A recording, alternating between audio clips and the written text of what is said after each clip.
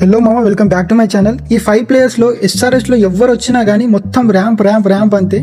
First player వచ్చేసి Livon Livingstone. 160 strike రేట్తో batting చేయగలడు. And also ఇతను కనుక ఎస్ఆర్ఎస్లో వస్తే మన బ్యాటింగ్ పవర్కి మంచి మసాలా యాడ్ చేసినట్టు ఉంటుంది. One more thing, he's good spinner also. 9 ఎకానమీతో మంచి క్రూషల్ వికెట్ తీస్తాడు. అదే ఇంకా సెకండ్ ప్లేయర్ విషయానికి వస్తే రవి బిష్ణోయ్.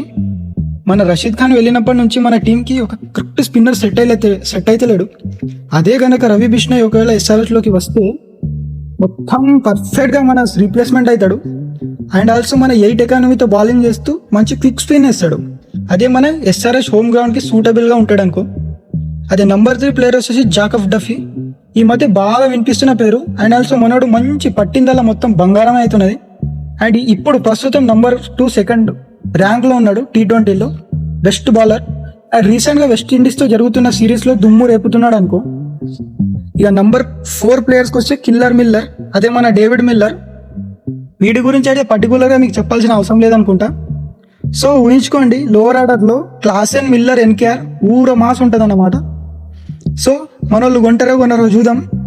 నెక్స్ట్ ఏ టీం గురించి చేద్దాము కామెంట్ కొట్టూరి. Do subscribe.